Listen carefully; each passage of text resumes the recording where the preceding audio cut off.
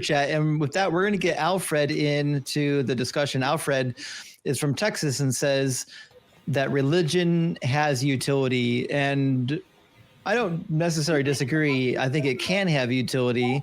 I think the question is, why should we care?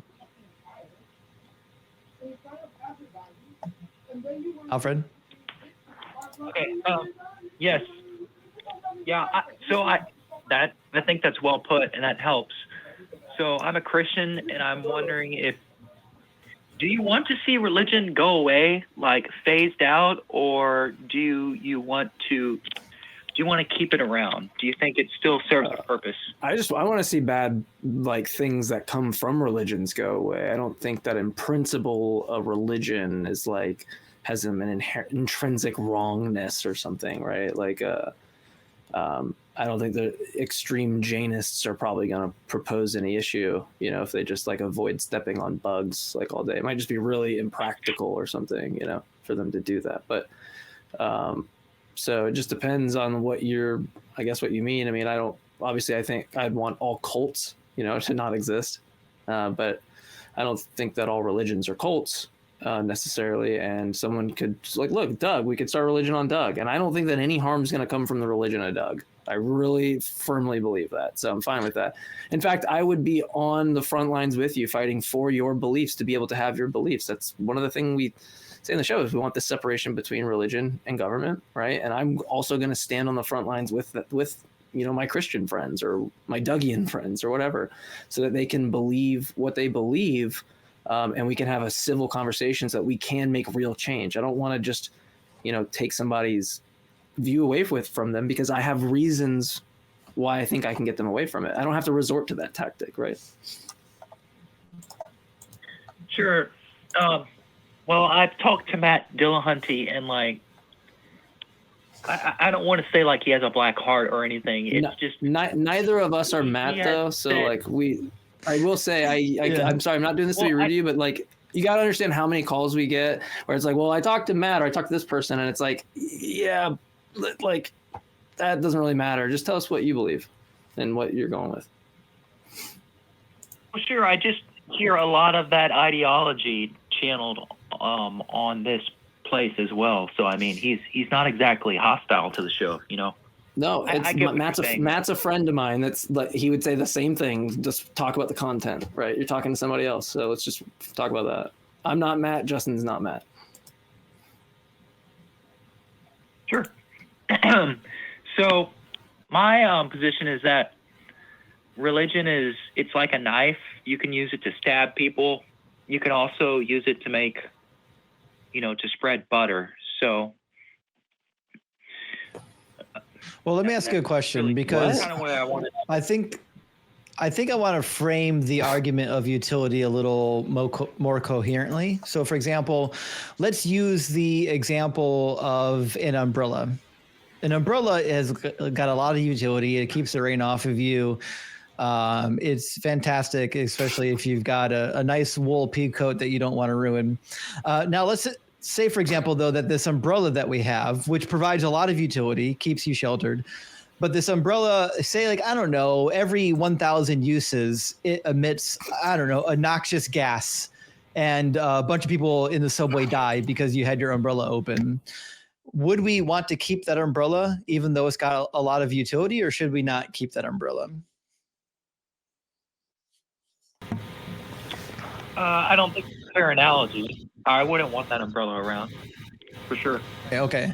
So the problem we have with religion is that it's not like a knife. It's like the umbrella that emits the toxic gas, because inherent in most of the religions are the bad things that are espoused by the religion. Like the reason why Christianity has manifested in ways that are so intolerable is because the book itself allows for it. It okays owning slaves. It's okay with genocide. It says that women are subservient to men. It's not a bug, it's a feature. I think it is a bug, because I'm sure there are more sophisticated Christians. And I mean, this is No, there's not. What? There's not. There's Christians that are willing to deny what the Bible says, and there are Christians who are not. The Bible says all of the things that I just said it said. So like the slavery thing, I mean, that was part of that's legislation that's not in effect anymore. So it's not like, well, I know I have to own. It doesn't matter if it's in effect. It should have never happened. Sure. And there are Christians so what you're suggesting is that it was okay because it was only for a time period. It wasn't okay. First of all, you're wrong. The law of Moses is in effect forever, according to Moses, according to the Old Testament, and even according to Jesus. Paul and the book of Acts are the only modifications to that. So I don't think you're actually correct saying that the law was temporary, but even if it was temporary, I don't really care. It'd be like if my sister brought a guy home and be like, hey, look, meet my new boyfriend. It turns out that he strangled his last 3 girlfriends, but he doesn't do that anymore. He's changed. Exactly. I don't give a shit if he's changed. He strangled his last 3 girlfriends. I don't care if you think God changed his ways or he got better somehow. He never should have allowed slavery. And it doesn't make the fact that he said, okay, you know, the law isn't in effect anymore. That doesn't fix the problem because it doesn't get rid of the slavery. Now it means we can have even more slaves. How does an all good being get any gooder? You know, like he was bad then, he's getting better. Wait, okay, so he wasn't all good and he became all good? I don't understand this. This makes no sense. But the New Testament's not much better. Like, do you think that women should be subservient to men? So are you referring to the interpolation in 1 Corinthians? By the way, you tried to you said that I'm trying to imply that slavery is good. I never said that or implied it, so I would appreciate it if you don't straw man my view. I didn't say that. I didn't. So no, you said you seem to be implying that slavery was good at a certain time. I didn't say the word good. I said you seem to be of the opinion that it was okay if it was allowed for just a time period. Yeah, like permissible, okay, allowed. But it was never. It should have never been permissible. Why would God tell the Israelites that they can own slaves if it's not moral, not good? Okay, so you falsely said that I was trying to imply that. I was not trying to imply that. I didn't say that at all. We've also moved on from that. Like he said that he didn't say it, so let's just move on. It's a waste of. We don't want to stick. Don't focus there. Let's focus on. So how about I make an accusation and then I'll say. Or how about I mute? Alfred? How about I mute you? How about that? Right? You like that? So. Well, it's not what we're going to do. You don't come on a show. It's not your show. You don't do the production. You don't have the, like, right. You're not having call screeners spending their time. Right. So you're not going to waste a bunch of people's time that spend, their time and effort on the show. Start your own show if you want to do that. What you're also not going to do, unless you just want to hang up, is just like stick at one point in the conversation that doesn't matter. Let's focus. Let's get back on track, right? If you want to do the whole, I'm going to make allegations, that's fine. Call me a big poopy head. That's fine. I'll take the criticism. I'm a big dumb duty head. Okay, now we can move on. We're square. Points are even. It's just so dumb. Sure. Okay. So are you agreeing with me that the Bible does say you can own slaves then? There was a time and context when they had Mosaic law in effect. It wasn't in effect when Jesus spoke. That's not true. That's a phrase so often used. That you think Mosaic law was fully in effect when Jesus was around? Jesus himself said so. Have you read Matthew chapter 5? Yes, I have. What's he say in Matthew 5:17? And every piece of legislation. What he says is, do not think that I have come to abolish the law or the prophets. I have come not to abolish, but to fulfill. So he didn't come to abolish the law. In fact, he says, for truly I tell you, until heaven and earth pass away, not one letter, not one stroke of a letter will pass away from the law until all is accomplished. Heaven and earth isn't passed away, which is why he says in 19, therefore, whoever breaks one of the least of these commandments and teaches others to do the same will be called least in the kingdom of heaven. But whoever does them and teaches them will be called great in the kingdom of heaven. So according to Jesus, following the laws of Moses makes you great in the kingdom of heaven. Yes, and that doesn't mean that every piece of legislation is in effect. It wasn't at the time of Jesus. You have to read that saying in first century Palestine, basically, for it to make sense.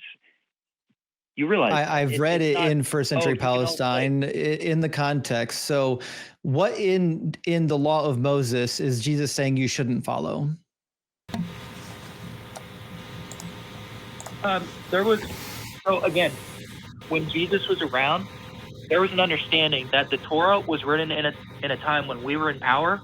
We no longer we can't enforce those laws, nor should we. That's not true. I think According to the Jewish mindset, the Torah was written when they weren't in power. They were literally just freed from Egypt. They were wandering in the desert. No. So, well, okay. That's somewhat fair. The Torah, as you probably know, it wasn't written in one go. I think the bulk of it was written during when the kingdom was around. That's my opinion, and it was the understanding of many. That's a huge problem because the New Testament treats it as though it's come from Moses. Yeah, that's true. I'm still trying to understand where the utility is. I haven't seen a name. Yeah, I'm kind of seeing something that doesn't seem like useful, like owning people as property or. Yeah, that doesn't seem like it's good utility for humanity, if I had to weigh in. And also this idea that women should be ruled over by their husbands doesn't seem like good utility for humanity. In fact, when we subjugate women, we miss out on 50% of the brain power of the world. That's true. We need women. They got us to the moon. Like we have this idea that we should like relegate women to the role of baby makers. But the fact of the matter is like, they're capable of doing much. What's that? Well, men can have babies too, right? Oh, so you want to pivot to the trans topic? Well, no, I'm just making the point that I have a definition. I would pivot too. Actually, if I was getting cornered on the misogyny of the Bible, I'd pivot too. That was really I'm sorry, Alfred. That was a really bad look to pivot to some other conversation and just expose yourself for like being kind of a douche. Right. Do you think that women should have to learn in quietness and full submission? No, wait. You just used a misogynistic term. Are you going to apologize? I'm sure I'm fine. I'm sure everybody will be okay. You think douche is a misogynistic term? Yeah, I think like if someone called me a dick or something, I don't think I'd be pretty upset about that. Like for the sake of men. Yeah, that doesn't seem very misogynistic to me. Yeah. Why don't we get back on the topic instead of you fucking desperately trying to dig yourself out of the hole that you created, right? Don't try to throw me in the hole with you, buddy. This is your hole. Come on. Do you think there was ever a good reason to kidnap women in war and force them to be your war bride?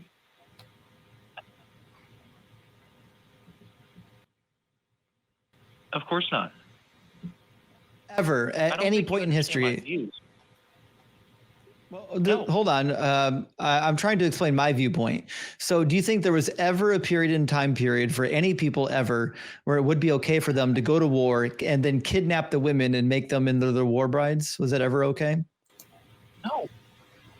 Okay, but that means it was wrong when God said you can do it in Deuteronomy chapter 20 and Deuteronomy 21. When he says when you go to war, to fight against your enemies and the Lord God gives them into your hands, you'll take them captive. If you see among them a captive woman who's a hottie toddy and you like her, you can take her into your house and make her your wife and go into her. That is a war bride. That's rape. That's a form of rape. Captive women don't have the ability to consent. Totally. Which means I'm Christian, I'm not on board with that. Right, but the problem is your God was totally dope. Okay. He was cool with it. You worship like the ultimate one. That was the understanding of God at the time. I don't think God actually was capable of saying something like that. Can God change? Wait. Are you saying that he didn't say the things it says that he said? I think he's saying that let me see if I can steel man what he's saying. I think he's saying that the people at the time thought these kind of attributes or properties or motivations about God, but that's not actually indicative of the being God. Is that what you're saying, Alfred? Yes, correct. Okay, but then, go ahead, Justin. That opens up a whole other issue on epistemic reasons for content in the Bible and how you know those things are true. But anyway, that's fine. Exactly. I'm with JMike on this one. If you're saying that these are things that people are putting in the mouth of God, then I would agree. These are things that people are putting in the mouth of God, but I would not draw the same line you would draw. I would say all of this is people putting stuff in the mouth of God, not the stuff that you don't like. You've come closer to atheists than anything. Yeah. Like once you get to the point where you're willing to admit that part of the Bible is made up, where do you draw the line? So we have varying levels of confidence. We have the historical critical method. There's obviously a historical core in there. Sometimes you can be more confident than others.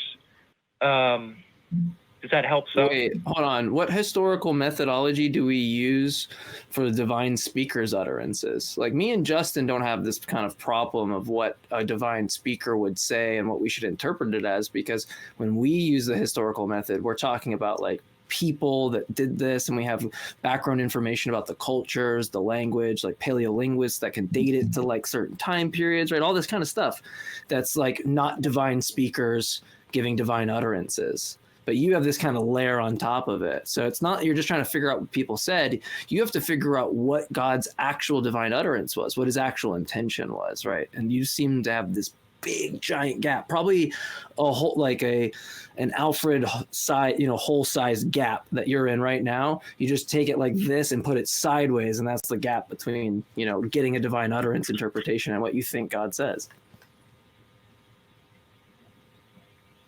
No, I mean, my historical method isn't very different from many atheist historical method. I think most of like and God said, that's theological work. It's not really history.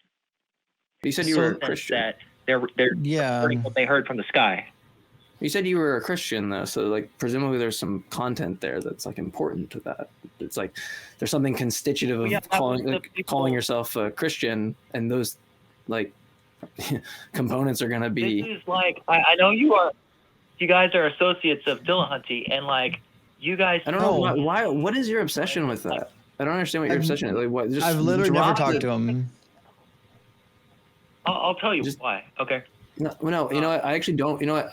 I know why. I don't even care why. I just want you to focus. I want you to focus like a big boy. That's what I want you to do. I'm not a betting man, but I bet at some point in time he talked to Matt and got completely cooked, and now that's all he could think about. He's still upset about it, and it's just not interesting to me. It's fine. Like, hey, how about this? Talk to me so you can, or Justin, so that you can go on to another show in a few years and go, oh, you know what JMike and Justin said to me, and you do that, right? We can just swap out us for him if you want, right? So focus. It's just so frustrating. You're doing like what kids on the playground do, dude. Yeah, but your mom said this, right? That's not interesting. Okay.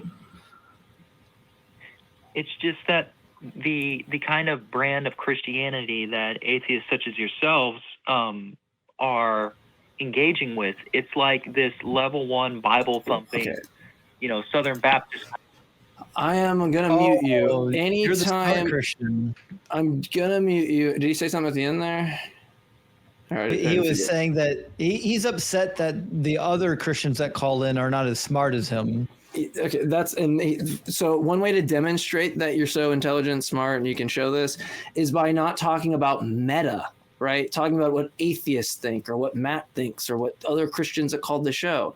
If you had a good point, if you seriously had a good point, why would you waste the time you have talking about the failed attempts? How could that in principle make you look good? It couldn't do anything. So I'm going to unmute you, focus on the content. I'm going to mute you every single time you shift and get off the track, because I'm now keen to your debate style. Your debate style is not to have one at all. So why don't you try it on? Try to actually have a conversation with us.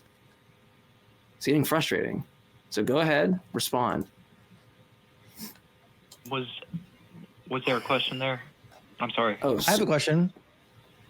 So we're just okay. Yeah, that's fine, Justin. We've obfuscated so much that he doesn't even know what the initial points were. I know, and we're kind of past our cutoff time, but I have one last question. when Leviticus 16 rolls around, it says that the Lord spoke to Moses after the death of his two sons, when they drew near before the Lord and died. And the Lord said to Moses, go and tell your brother Aaron, so on and so forth. And then he gives all the instructions for the Day of Atonement. This is a very important set of instructions. Did God give these instructions? Because it seems like you probably like the instructions that are necessary for your belief system, that you say those did come from God. Would you say this came from God? I don't really know. I think that was the understanding of God at the time. So if this didn't come from God, then that means the whole system of Judaism and the whole system of atonement is bunk. Jesus can't have anything to do with the theory of atonement if God didn't even give them the theory of atonement. This is just people making stuff up. Exactly. We don't know, like, this is what I was saying earlier. We don't have like any way of even interpreting, because you're just cutting the cord. You're saying like, look, it's actually not the case that, you know, this was a true representation of what God's motivations and characteristics were. So instead, it's some other view that you have. But notice the gap between like you actually being able to justify anything in there. If you don't have anything that you think Jesus said or God said, it's just, this is what people said at the time. If that's what people said at the time, then what reasons do you have to think any other reason? Like, you don't have, you're talking about being an intellectual Christian or better than the other ones or whatever you said, but you can't even realize that you've just cut the cord, and you've just gone, well, there's no way in principle for me to interpret. I don't even have his words. I don't even know, because all I have is just people saying things that God might say, right? So there's like no point of attack here. At least with people that go, God said this, I can go, okay, well, how do you know you're interpreting what God wanted? How do you know that was not some theological, stressed kind of thing from a scribe later? We can start talking about that kind of stuff. But it seems like you just have all this stuff that you think God says, but no actual link to that stuff because this is what people thought at the time. It makes no sense to me. I can't even put that in I can't even say it back to you and make it make sense. I mean, like, well, then maybe you don't understand it. I don't understand why you would do that. Why you'd cut yourself like that. Yeah, I mean, like you're basically just saying like the Christians that hold to the authority of the Bible, like they're unintelligent, they're uninformed Christians. I'm a better Christian because I don't believe what the Bible says is true. Okay. Well, welcome to agnosticism, my friend. You're one step closer to atheism if you keep on this road. Yeah, I mean, look, yeah, don't get me wrong. I'd rather you come on that side, but it's just like you're not helping yourself as a Christian. You've just basically said, I have no epistemic reasons, justification, anything to believe, anything that what a divine utterance from God would be. Because like they're the ones that we would point to are ones that were beliefs of other people about God, not God saying it. Yeah. But listen, we're kind of running short on time, Alfred, but we appreciate you coming up and chatting with us.